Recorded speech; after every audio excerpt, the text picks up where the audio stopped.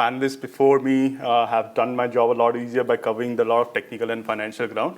So allow me to bring a more simplistic but a systems level perspective, especially as a citizen, as a researcher, how can we begin to understand the systems of, and especially systems of governance. I think Dr. Vanna Siva said a beautiful line in the morning, systems are complex, but they need not be complicated, right?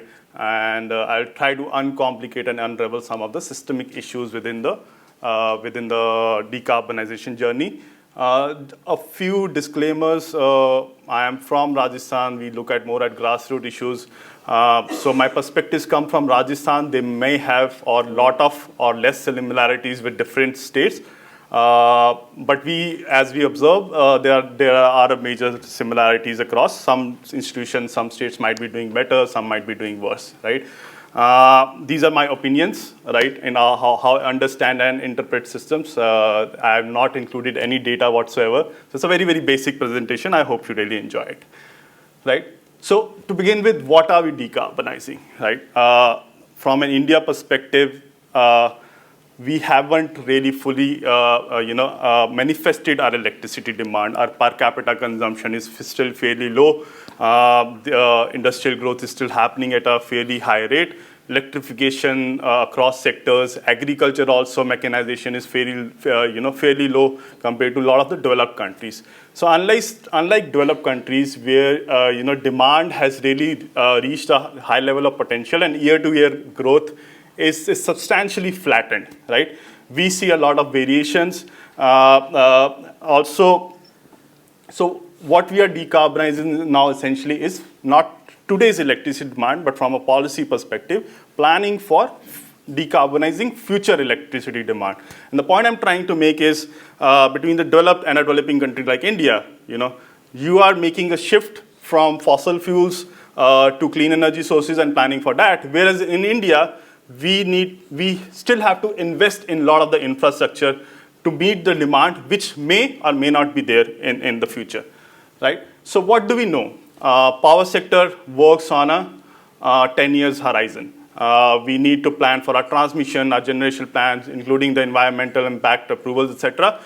Typically, it's understood 8 to 10 years horizon is what we work on, right? Apart from that, there's not much else we know. We have a lot of historical data based on which we say, based on policy trends, etc., what demand might be, right? What do we don't know? We don't know how much, right? From the lens of, as my colleagues mentioned, reliability, security, accessibility, what is that sweet point in investments, capacity that we needed to ensure high level of reliability in a country like India, where we do not even have a definition of reliability, right? Where we do not have a definition on what is an optimal per energy capita that we want to strive for. There's no policy definition for that. There's no policy definition of inequity, of equity, energy equity. The average per capita energy consumption in India is probably 30 times less than US and Canada, probably more, right? But in India itself, there is a factor of 50 between the top 10% and top 1% and the bottom 10%, right?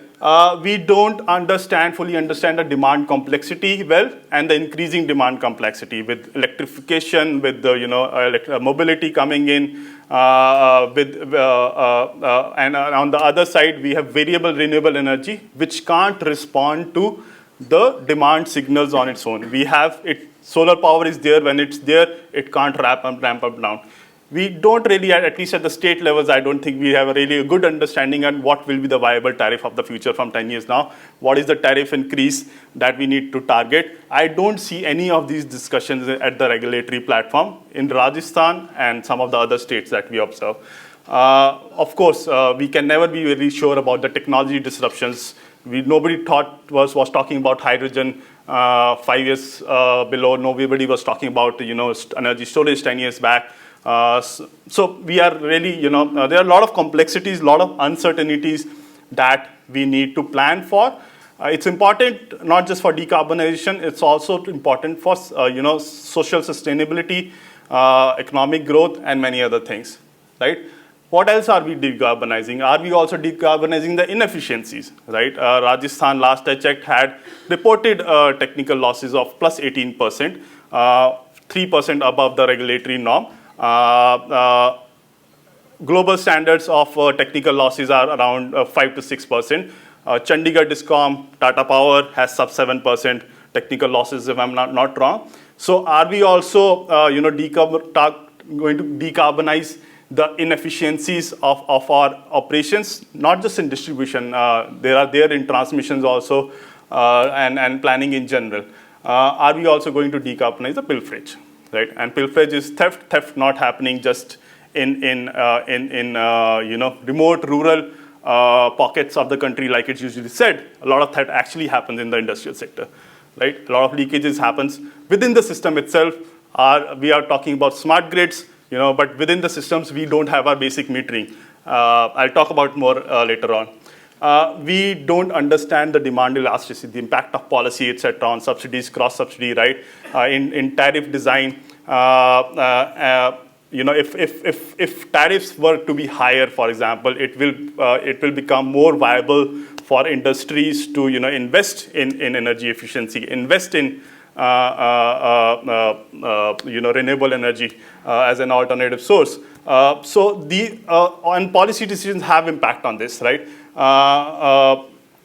Yeah. So then how do we really look at the system? How do we really go about optimizing system? Can we rely on markets? That's my first question, right? Turns out there are challenges, there are sectoral constraints. It's, as I said, very long planning horizon, right?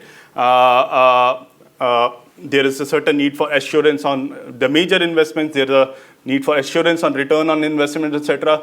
We are also planning for high level of sufficiency and security, right? So, and markets can't plan for that because the various uncertainties that I discussed, right? There are structural constraints when it comes to market regulating their investments.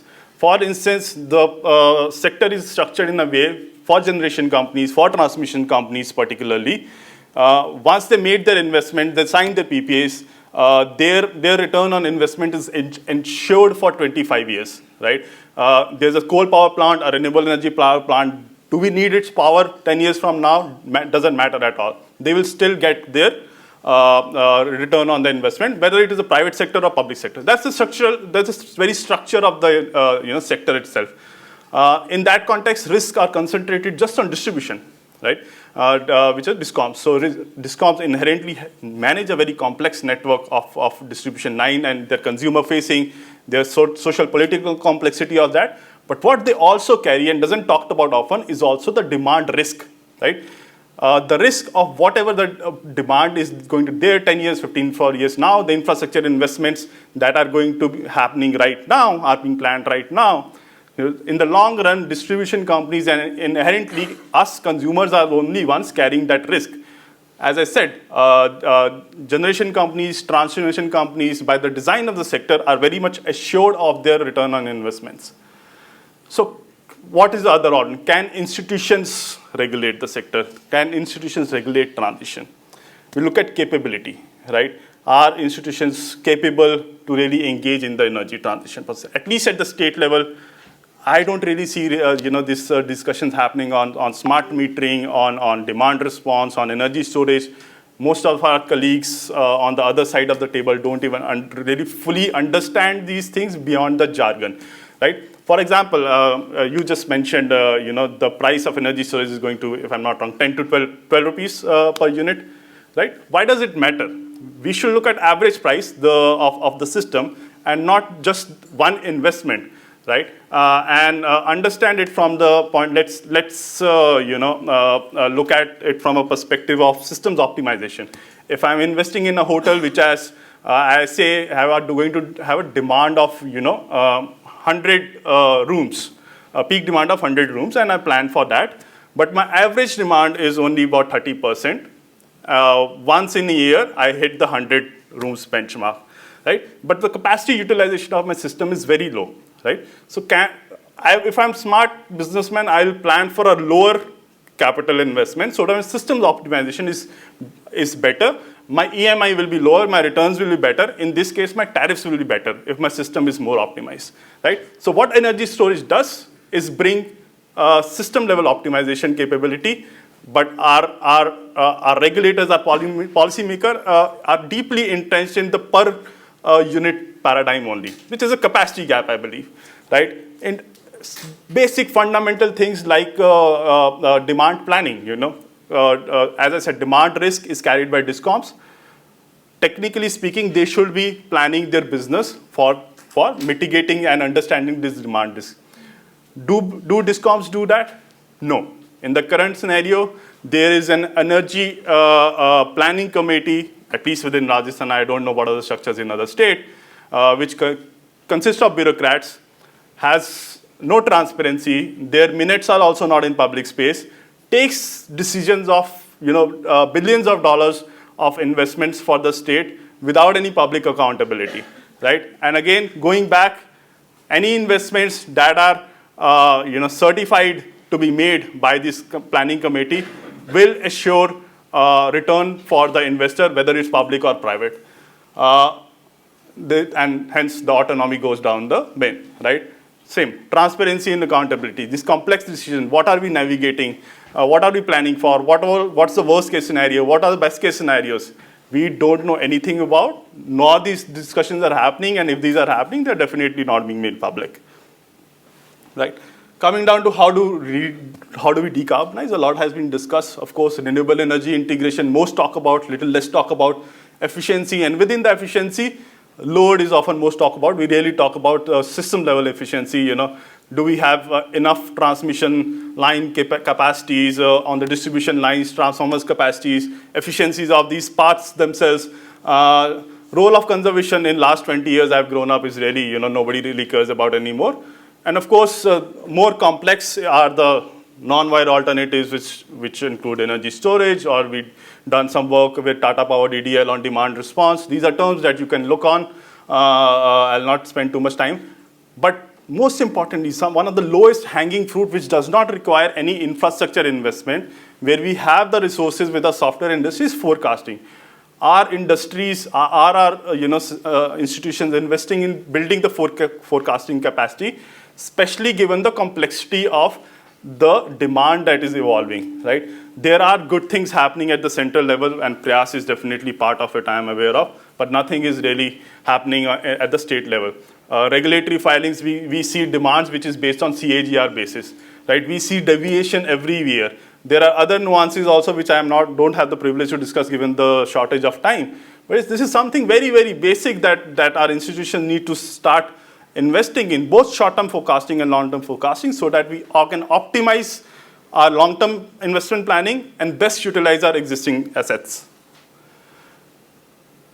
Coming down to, I think, the question of decentralized renewable energy, how do we deploy renewables? Renewables are primarily a distributed technology. There's one small panel, you can put one against the next and becomes a string. You put strings together, it becomes arrays, and hence a plant is built, right? It can be anywhere between one panel to hundreds and thousands of panels. And we have chosen a very specific way of moving towards renewables, which is very, very centralized, large-scale renewable that we see on the left. And despite the fact that India has in many ways pioneered the distributed renewable energy story globally, right? What's the impact of that? The impact, we get very low, visibly, power purchase agreements. Price discovery, economies of scale, etc., 2.5 rupees, 3 rupees, right? What happens behind it? So we did some work with WRI, and CES was also partner, where we looked at, did a comparison of cost of integration of large-scale renewables and decentralized renewables. So if we put a cost of transmission charges, transmission losses, which are currently discounted for large renewable energy, and we put a cost on distribution losses for large-scale renewable, Rajasthan is at right now incurring estimated cost of 1.71 rupees per unit of renewable electricity being generated, which is significantly high cost, right? What's the alternative, right? We are using land change patterns in some of the very, very fragile ecosystems in the country. I had an unfortunate conversation with one of the senior bureaucrats where he mentioned The person, the environmentalist who took the GIB, the Great Indian Bustard case, to Supreme Court is an anti-national. Why? Because his efforts of conserving the environment has led to delay of projects. Right? So that's the broader paradigm that we're dealing with. But anyway, doesn't matter. What's the alternative? Last I checked, there are about 6.5 lakh villages in the country, right? You give each village 1 megawatt, about 3 acres of land, which should not be, on an average, should not be hard to find. In my opinion, I could be wrong. This is just a broad working on the numbers. You're looking at 650 gigawatt of power, much more than what the country is targeting. You're looking at the elimination of cost for transmission. You're looking at elimination of losses because of transmission and distribution. You're looking at also localizing of job generation, so can really power our rural economy. What you're also looking at investments rather than transmission in a ailing and really, failing distribution systems. We are talking about smart grids. You go to Jaipur city, where I come from, you walk out, even in the capital city itself, you will not see transformers being serviced. You go to substations, meters are not working, relays have been bypassed, circuit breakers have been bypassed, basic system checks are not there. So in this context, we are talking about smart systems, we are talking about smart grids, right? So these are tough questions that we need to start asking. What is decarbonization? I will end this with, this is a ChatGPT definition. But broadly speaking, from a technical perspective only, decarbonization is a transition away from coal and transition towards renewable energy. Both of these dimensions are very, very complex, right? They have technical implications, of course, but they strongly intersect with larger social and economic, and if I may say, also ecological, right? We look at thermal power plants, remediation, big governance gap. We look at deployment of renewable energy, India is one of the, I think, only country where environmental impact assessment of renewable energy projects is exempted, right? So again, I think one of the colleague panelists in the morning expressed that we should not repeat the mistakes of the fossil era. Unfortunately, I think we are repeating those. Thank you.